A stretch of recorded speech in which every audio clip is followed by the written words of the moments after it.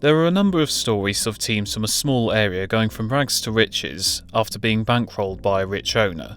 For example, Forest Green Rovers became a Football League club for the first time under the ownership of Dale Vince, and Hoffenheim rose from the 5th division of German football to playing in the Champions League under the ownership of boyhood fan Dietmar Hopp.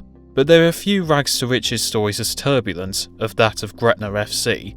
For many years, they flip-flopped between the lower tiers of the English and Scottish pyramids, but after being bought by Brooks Mileson, they rose rapidly through the divisions and to the Scottish Premiership.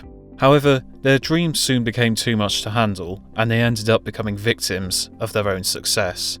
This is a story of the rise and fall of Gretna FC.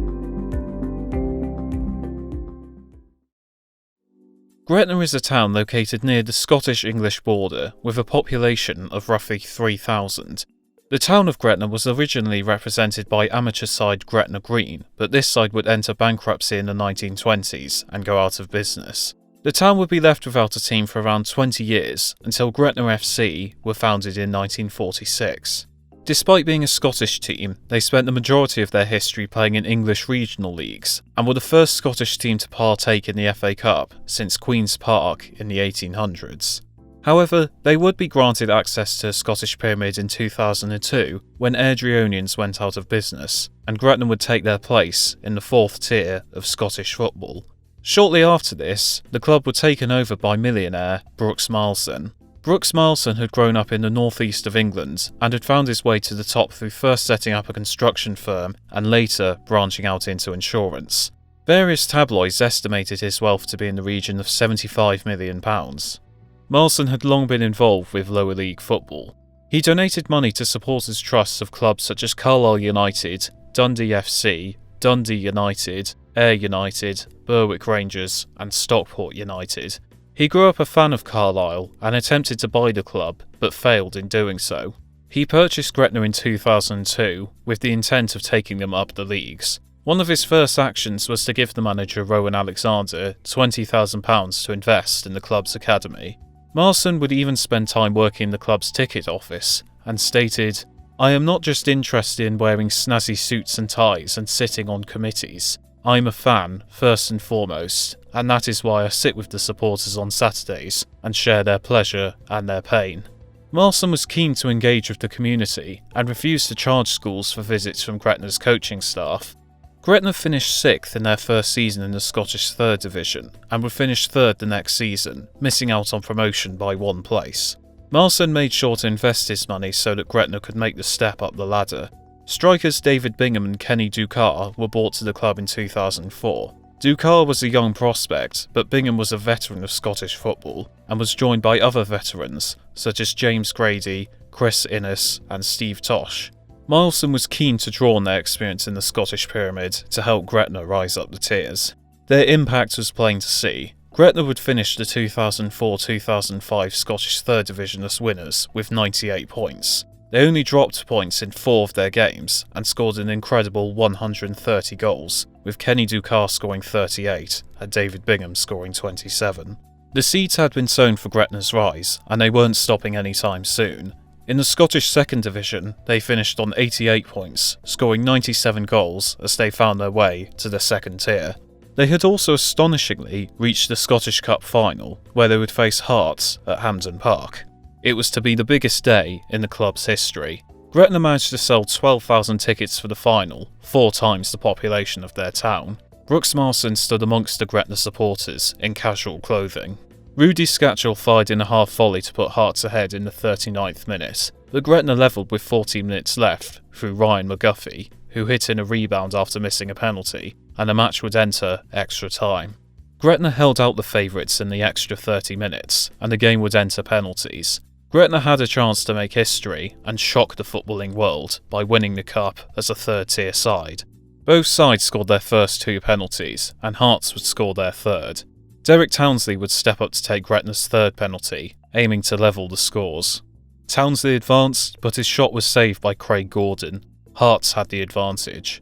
Michael Popissil curled his penalty into a corner to give Hearts match point. Gavin Skelton would step up, knowing that he had to score or else the cup would be heading to the maroon side of Edinburgh. Skelton ran up and blasted the ball, but it smacked the crossbar and went over. Hearts had won the Scottish Cup. Gretna had fallen at the final hurdle, but they could hold their heads up high. They had reached the second tier of Scottish football, and despite losing the final, it took them to the third qualifying round of the UEFA Cup. Gretna were once again fighting for promotion, but it was not as convincing this time, with the team blowing a 12-point lead. Their European dream also died before it began, with Gretna losing 7-3 on aggregate to Irish side Derry in the qualifying round. They kept up the chase, however, and a James Grady goal in the dying seconds of the season sealed first place for Gretna, and they would be promoted to the Scottish Premier League. Gretna's meteoric rise had been phenomenal. They had gone from Tier 4 to Tier 1 in the Scottish Pyramid in 3 seasons, scoring an outstanding 297 goals in the process. It was a sign of how quickly Gretna had risen that their stadium, Rydale Park, was not deemed fit for the Premiership.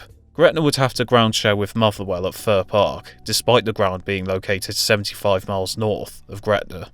Brooks Mileson promised to make amends, saying he would build a 6,000-seater stadium that would meet Premiership standards. But by this point, the cracks in Mileson's dream were beginning to show. Rowan Alexander had missed the end of the 06-07 season due to an unspecified illness, and his treatment afterwards was bizarre. Alexander would turn up at Fir Park with the intention of managing his side, only to be denied entry. Alexander claimed he was asked to take a leave of absence as manager, but Gretna would never officially clarify the situation. He was later forced to resign, and his assistant, David Irons, would take charge.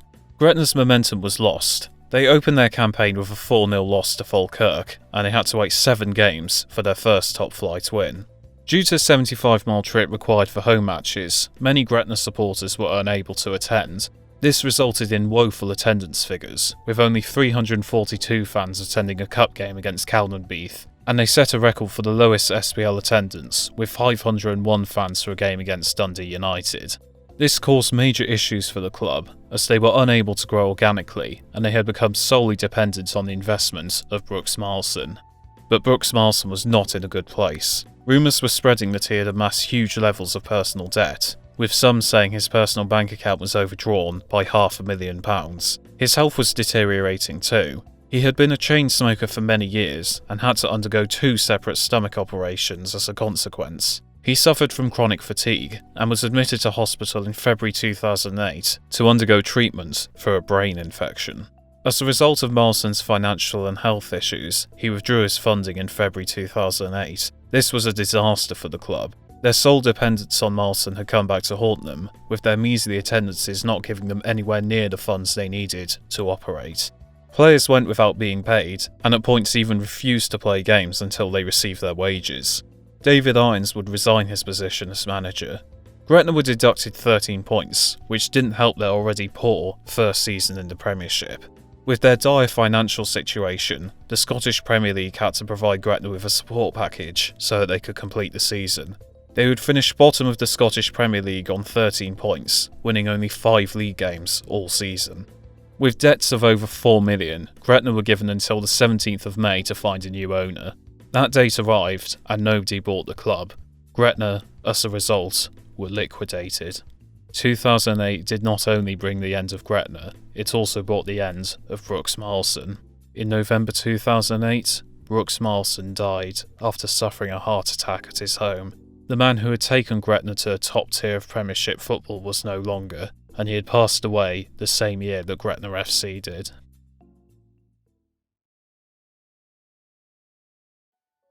Soon after Gretna FC's liquidation, a new team, Gretna 2008, were founded by the club's supporters. The club was run by the Gretna Supporters Trust, and they would join the 6th tier of Scottish football.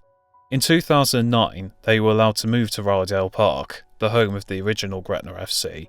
They were a founding member of the Lowland Football League in 2013, and in 2019, Rowan Alexander, who had not managed since his bizarre dismissal in 2007, was appointed manager of Gretna 2008. The story of Gretna's rise and fall is a bittersweet one. For one part, it is a great story of how one man who loved football turned a lower league side into a top-flight side in the space of a few years, and gave generously to the community to make people happy. But on the other hand, it is also a tragedy that shows what happens when people get too attached to their dreams and allow reality to slip away. Gretna's rise to the top was incredible, but they lived beyond their means for far too long, and it ended up returning to haunt them. Brooks Mileson may have been the man who made their dreams come to life, but sadly, he also made them fall apart, and it proves that if you fly too close to the sun, your wings will burn.